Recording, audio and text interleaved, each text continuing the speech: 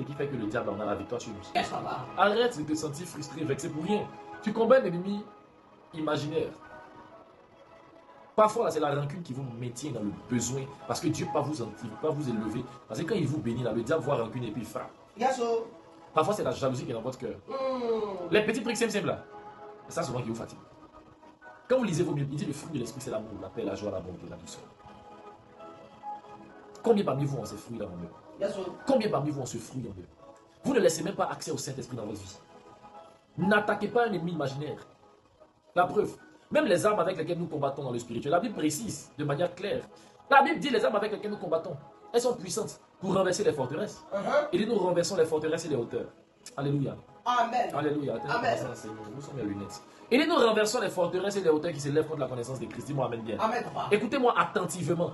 Il dit voici les armes avec lesquelles nous combattons. Il dit la ceinture de la vérité, la cuirasse de la justice, le bouclier de la foi, l'épée de l'esprit, le calque du salut, les chaussures du zèle. Voici nos armes ici. Tu vois un peu, non? Yes. C'est pas une question de le feu. On n'a pas parlé de feu du Saint-Esprit, bien la puissance de... Non, on dit, il faut marcher dans la vérité.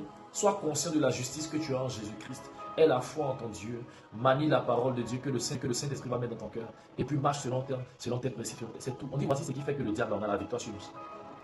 Je mets le feu, c'est bon de mettre le feu. Mais c'est aussi bon d'avoir ton armure sur toi. Et l'armure, là, c'est pas par là pour le point. C'est ça qui te fatigue, c'est bon comportement. Et être un bon chrétien, c'est ce qui donne la victoire sur le diable. Yes, oh. Si tu veux, il faut gêner, prier, chasse les démons comme tu veux. Mais quand tu as quitté là, que tu as fini, vous n'avez pas remarqué, à certains hommes de Dieu, ils font combat spirituel jour et nuit quand ça finit pas. Ils ont un haut niveau spirituel, tout, mais dans leur vie, il y a des failles. Parfois, les enfants peuvent mourir. Et puis, ils vivent des attaques. Moi, je ne sais pas comment toi, tu es chrétien, tu es serviteur de Dieu, et puis on peut t'attaquer facilement comme si tu étais un chrétien simple, mais pas. Ah, franchement pas. Mais les serviteurs de Dieu, ils ont fait accident ici. Je ne juge personne, on ne sait pas ce qui se passe dans la vie de chacun. Mais il y en a qui sont spécialistes en combat spirituel, et puis ils vivent des choses quand même. Pose-toi la question, même des chrétiens, ils sont forts de combat spirituel, ils ont tous les livres de combat spirituel. Mais c'est eux tout le temps, les sorciers réussissent à les avoir. Pourquoi? Parce que même quand tu lis les livres de combat spirituel, la plupart de ces livres-là ne vous enseignent pas à quel point l'armure de Dieu est plus puissante que tout ce que vous pouvez faire pour combattre le diable. Yes. Les livres que vous lisez, la plupart du temps, ne vous enseignent pas que ce qui va vous aider à vaincre l'ennemi, c'est si vous avez un bon cœur. Si on te fait du mal et puis tu laisses tomber, ça peut te donner la puissance au-dessus de ce que tu penses mettre le feu tous les jours. Le diable ne peut pas t'atteindre si tu as la foi. Mais quelle foi? Le diable ne pourra pas te vaincre si tu as la foi. Est-ce que tu as la foi? Yes.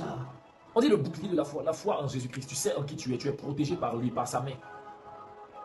La Bible dit, il est mon bouclier, il est ma force qui me sauve, mon refuge, ma haute retraite. Quand tu crois en ça, là, tu ne peux pas être attaqué par le diable. On dit, aucun malheur ne t'arrivera. C'est les petites choses souvent qui vous fatiguent. Hein. Que non, on m'a attaché au village, pourtant c'est faux. Même si on t'a attaché vraiment au village, mais si tu es chrétien, ta foi peut te détacher. Tu peux dire non, à partir de aujourd'hui, on ne peut pas m'attacher au village parce que moi je suis attaché à la croix de Jésus.